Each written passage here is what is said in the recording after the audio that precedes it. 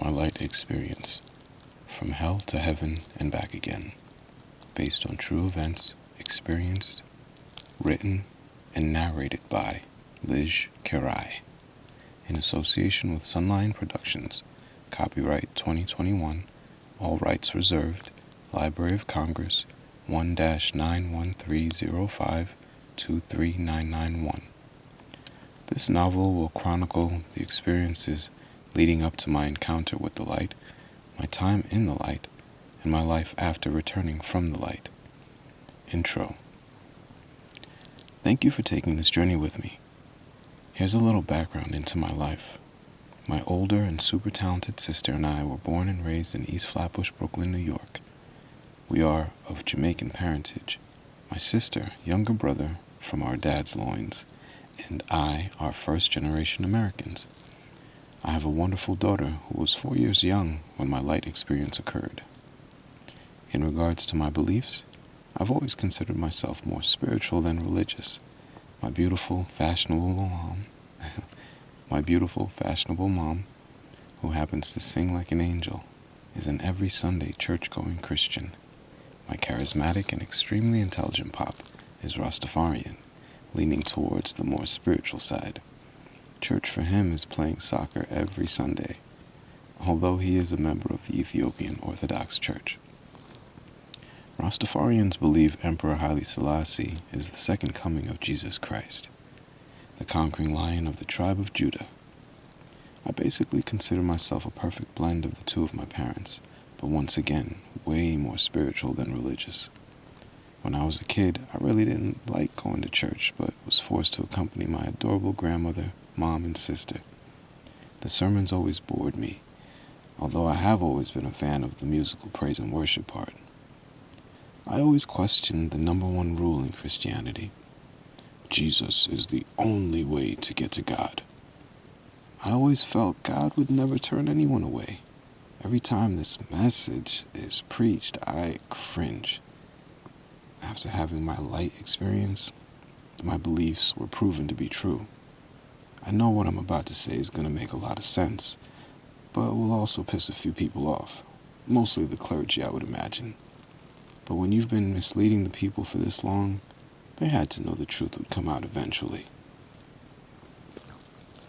Chapter 1. Entering Hell's Kitchen. The year was 2005. I was living in California at the time, pursuing my dreams of becoming an entertainer.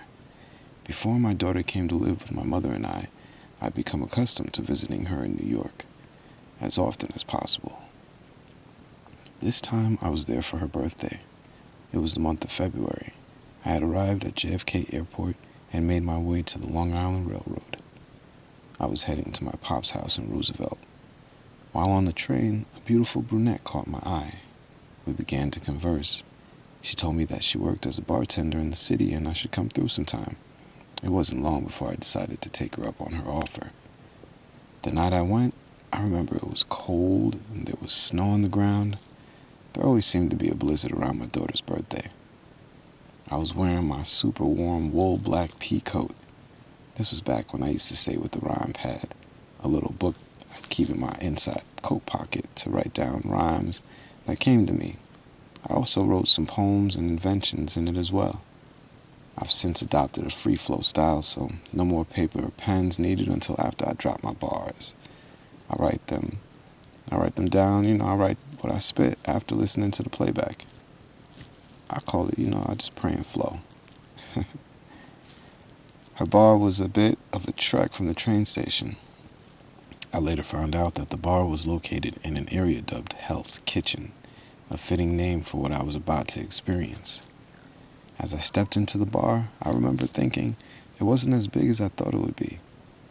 I immediately saw my new friend behind the bar, and she greeted me with a smile and a shot on the house.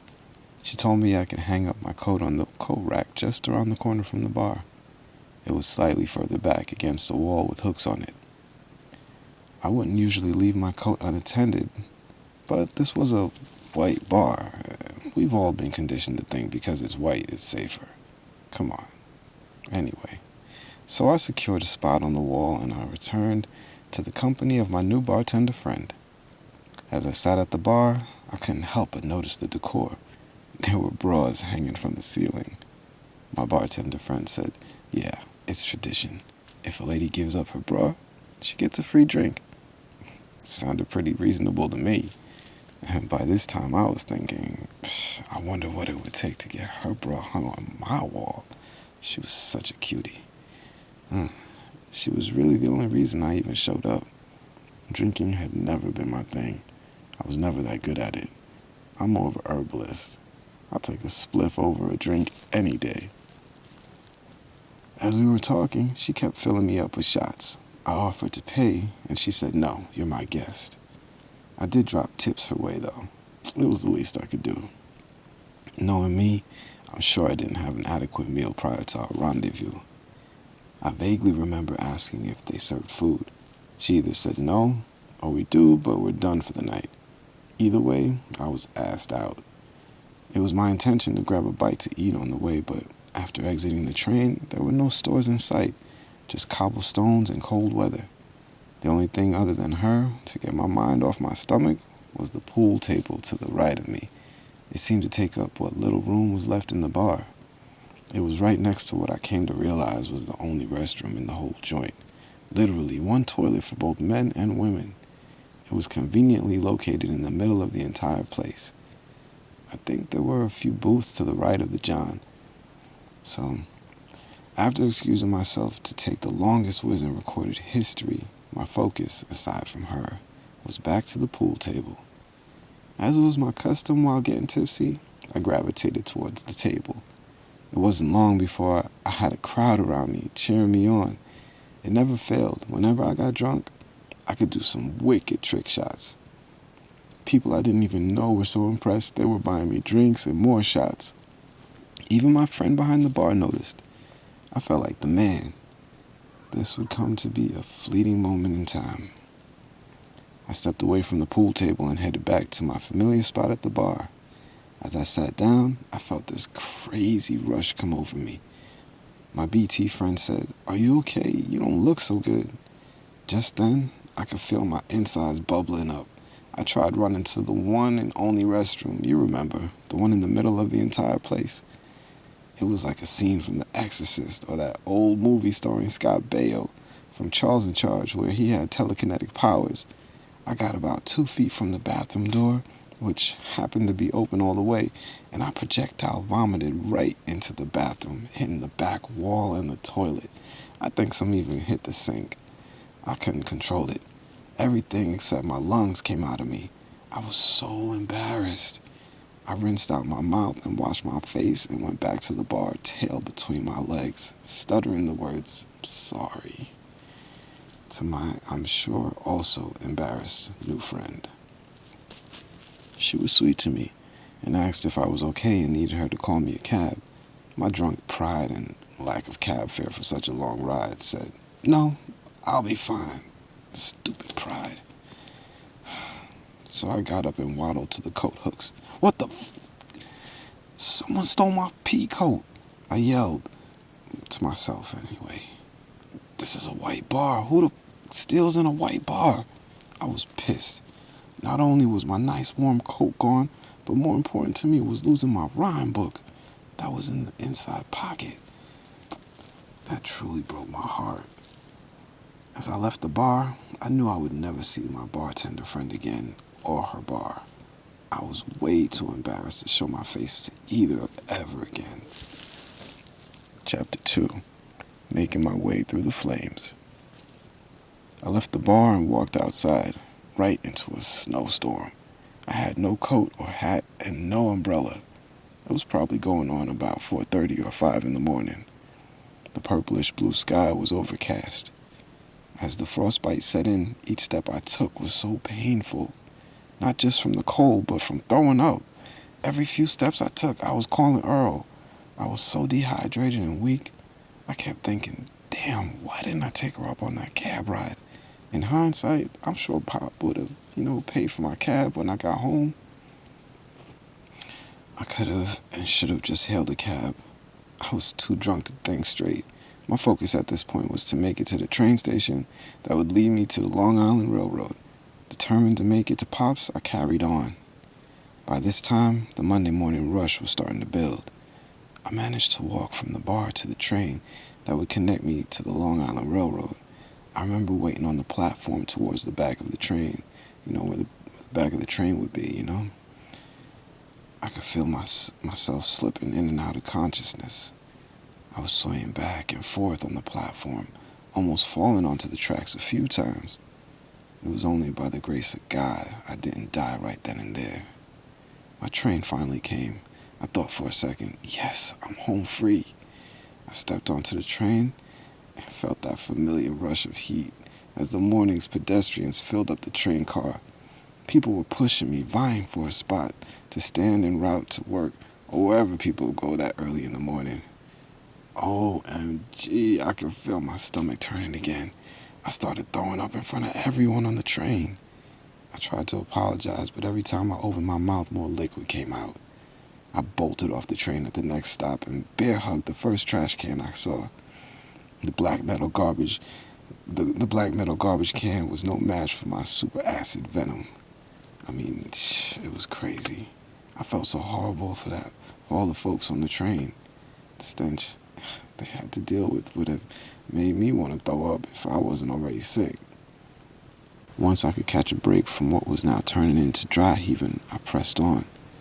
I don't remember how I got there, but I managed to make it to the Jamaica Station platform of the LiRR. I remember being the only person on the outdoor platform. I collapsed on a bench. I was shaking uncontrollably from the bitter cold and stomach cramping. 2 uniformed police officers came up to me. One asked if I was okay. I could barely respond. The other inquired as to where I was going. I stuttered the words, heading to my father's house. True words were never spoken. They said, "You don't look so good," and told me they were going to call an ambulance and rush me to the nearest hospital. I couldn't speak at this point, but was able to point out my dad's number on my cell phone when asked, "Is there anyone who would be able to meet you at the hospital?" I could overhear the officer speaking with my dad, explaining how they found me and where they were taking me. I remember being strapped to a gurney, but the ride to the hospital was a blur. I had begun to go in and out of consciousness again. The next thing I remember was being rushed down a corridor with doctors and nurses all around me. I remember looking up at a pretty Spanish nurse who said, "I bet his eyes would be so beautiful if they weren't so bloodshot." Right then and there, I passed out, only to wake up in a room all to myself with an IV drip attached to my arm. What would happen next would forever change my life and the course of my future. Chapter 3, My Ascension. As I looked up at the ceiling, I could feel myself floating up and out of myself. I couldn't control it. I turned around and saw my body lying on the bed. I tried to swim back into myself, but I was being pulled up higher and higher. I went through the ceiling, and in what seemed like an instant, I was floating through outer space. I could see all the stars and Earth and other planets. I saw other solar systems, and still rising higher, I saw even more solar systems and dimensions, until finally rising to what I can only imagine was the highest point, into the brightest, cleanest light I'd ever seen. It was so bright, but it didn't hurt my eyes at all. I was surrounded by it. All around me, all I could see was this white light. Then I began to hear all these voices speaking, male and female voices, all at once, but I couldn't see them. I could only see the light, but I could hear them. And as if they all realized I was there at the same time, they all stopped talking. Then I heard one voice. Every fiber of my being told me it was God. I felt all this unconditional love pour into me. I felt so much peace and serenity. Chapter 4, God's Confession. I remember thinking to myself, wow, this feels so great. I felt a calmness I'd never felt before, a sense of true bliss, no worries regarding life's woes. I remember thinking no more bills to pay and no more suffering, but then it hit me. I really would miss my family. my mom, my sister, Pop, and most of all, watching my baby girl grow up. My little brother wasn't born yet, so he wasn't a thought. If he was around, I would have missed him too. All of a sudden, I felt conflicted. I've always believed in what I call soul recycling, having had multiple instances of my own past or other life regressions. So I don't believe in death, but a continuous cycle of life, just in different forms. Yet I could not find any other words but to ask, am I dead? Did I pass on? In a very serene, masculine voice, my answer came. He said, no, it is not your time yet. I will heal you and send you back, but first I must tell you something I want you to share with the world. He continued, man has it twisted. I created every single tongue on your planet and beyond. I knew how everyone would want to worship me. I created a messenger for each one of them, but people focused on the messenger more than the message, which is, we are one. We come from the same source, and we ought to love one another. He went on to say, it breaks my heart to see man warring against each other, especially in my name. Wars I did not condone, but because of free will I allowed. At this point, I could literally feel God's pain. I felt all this sorrow wash over me, and I began to feel tears rolling down my face. I listened intently as he continued. Chapter 5, The Light Meditation. I'm going to heal you now. I want you to take a deep breath. Just breathe me in. I inhaled, and to my surprise, the light surrounded me, without diminishing its presence around me, I was now breathing in. As if I was transparent, I saw the light travel through my body to my liver and push out this black mist through my pores. As the mist floated in front of me, I went to touch it. In a booming voice, the Creator said, don't touch that. That is muck. That is what the world puts in you. At that exact moment, the light outside of me absorbed the mist he labeled muck. He told me to continue to breathe him in, and I did. With every breath I took, I was filled with more light, which pushed even more muck out of me. From my head through my chest, my arms working its way through my body, pushing more and more muck out, which was in turn absorbed by the light. I don't recall how many breaths I took, but I got to the point where my entire body was filled with light. There was just a thin layer of skin separating the light inside of me from the light without. Our Creator told me to take one more deep breath. I did, and the light exploded through the last layer, and I was one with the Creator. There was no linear difference separating us from one another. We were one. I was now inhaling light and breathing out light. I was light. See, this is what I'm talking about.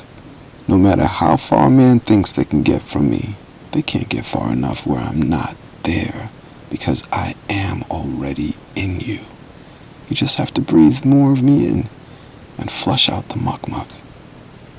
On a side note, it is worth mentioning, from the moment my spirit left my physical body in the hospital, I was completely sober. To tell you the truth, I don't even remember being in any more pain either. But as God or the Creator would mention later, prior to sending me back, what is done in the light affects your physical body on Earth, or whatever planet you happen to be from or find yourself on. His exact words were, as above, so below.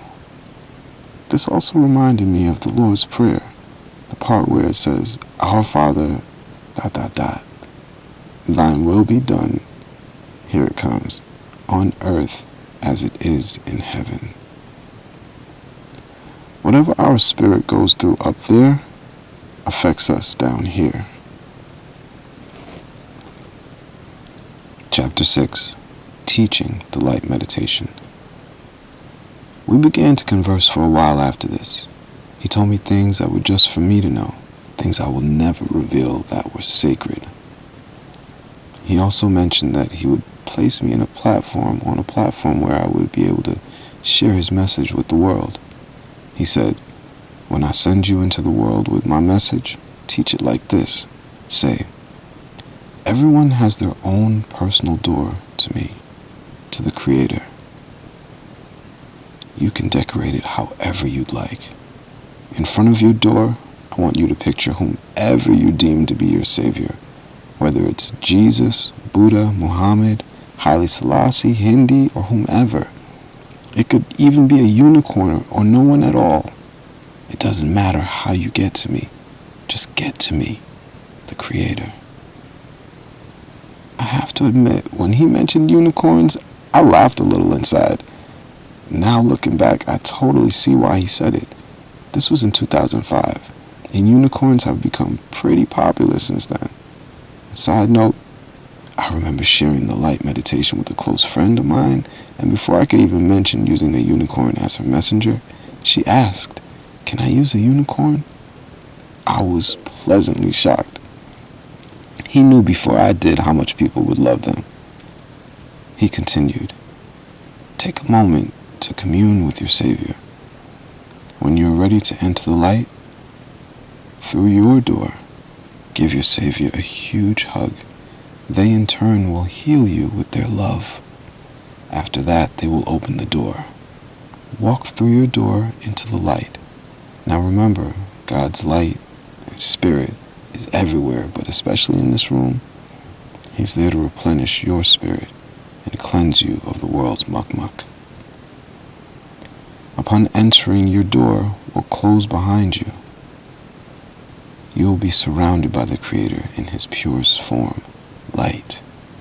Take a moment to give homage to the one who created you. After you are done communing with Him, inhale deeply and breathe Him in. See the light go through you, in turn pushing the muck-muck out of your pores.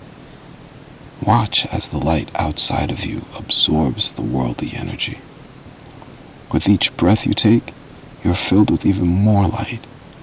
Take as many breaths as you need in order to clear your temple. The amount of breaths varies from person to person depending on their situation. Continue breathing in light and releasing the muck-muck until you get to the point where you are so filled with light, there's only a thin layer of skin separating the light within you from the light without. Take another deep breath and watch as the light explodes through that last layer. You are now one with our Creator, where we all began. As you continue to breathe Him in, you'll notice you are now taking in light and giving off light. Take a second to give thanks for your healing and cleansing. At this point, you may choose to stay in the light and commune further with our Creator, or politely exit, returning to your physical body feeling renewed and refreshed, knowing that the Creator and you are one.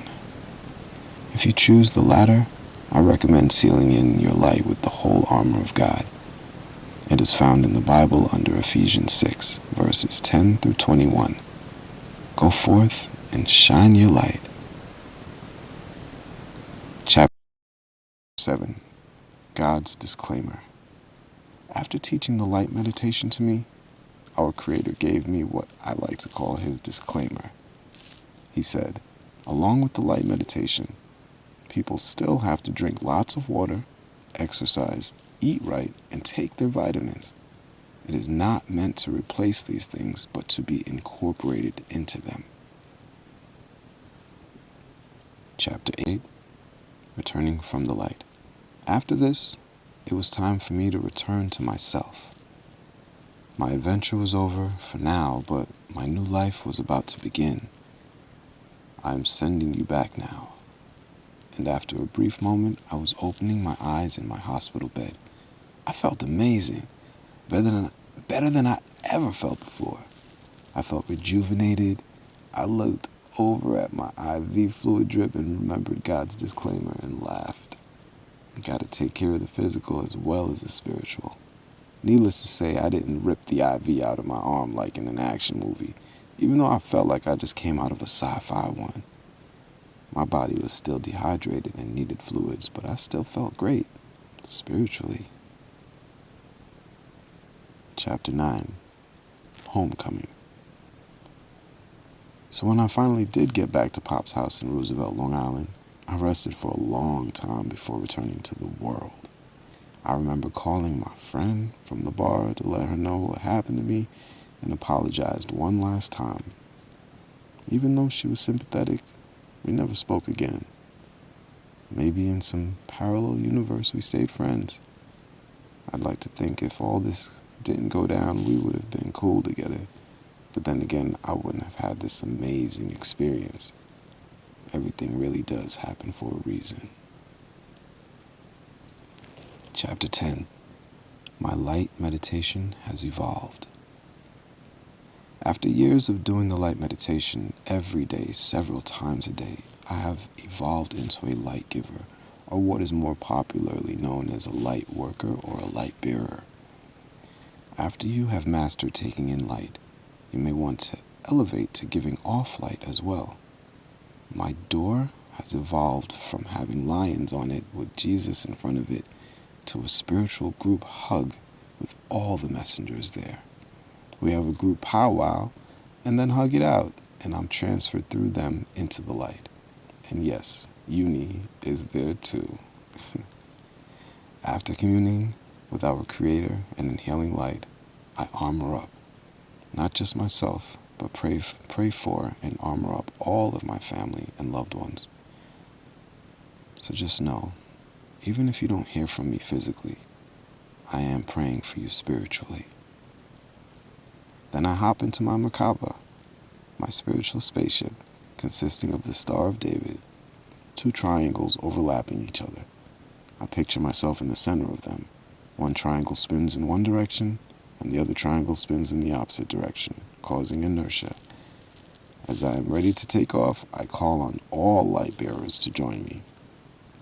We then fly into the multiverse. We give light to our individual planets first and work our way outward, sending light throughout the galaxies. Ending our light session right back in the light where we all started, feeling refreshed and ready to go about our day or night, depending on which time zone or dimension we're in. I know this might sound some crazy batshit real, but I know now especially that there are things that happen that are beyond our comprehension. Doesn't mean it didn't happen. Chapter 11. Sharing the light meditation. One of my earliest memories of sharing the light meditation, I was with my pop. He wasn't feeling so well one night. I remember feeling excited to share it with him. We prayed together first. Then I walked him through the steps just as I was taught by our Creator. He was very receptive and said after breathing in the light, he felt considerably better. He thanked our Father for teaching me and for sharing it with him. Another time I received a call from an aunt who was in the hospital. She and I spoke about my light experience prior to her being admitted. She called from her room in tears, saying the doctor found cancer in her body. I forgot where, but it was kind of long ago. So we prayed, and I walked her through the light meditation. After we were done, she told me she saw a blue electric light go through her room. The next day she called and said the doctor retested her and found no trace of the cancer anywhere in her body. One other time, I was in California living with my mom before my daughter came to live with us. My mom was suffering from heart palpitations. And one day in particular, she had an episode and I did the light meditation with her. As we prayed, I remember vividly, I started speaking in tongues and a very old Spanish voice began speaking through me. It began rebuking the energy out of my mom, concluding each time with the phrase, "En el nombre de Jesus Cristo." As my mom inhaled the light, she began to throw up bile. I held her as more and more came out of her. After this, I came back to myself and my mom felt 100 times better. Another occasion, a friend of my mom's became bedridden for reasons I'm not aware of, but I know that she was perfectly fine prior to this happening. My mom told her about my experience, and she asked if I would come over and pray with her. I knew my girlfriend at the time was a believer, and I asked if it was all right for her to accompany me to her house. When we arrived, one of her sons was there. Along with my mom, Spirit had us all pray over her, and I led them all in the light meditation. I asked everyone to send her healing light also.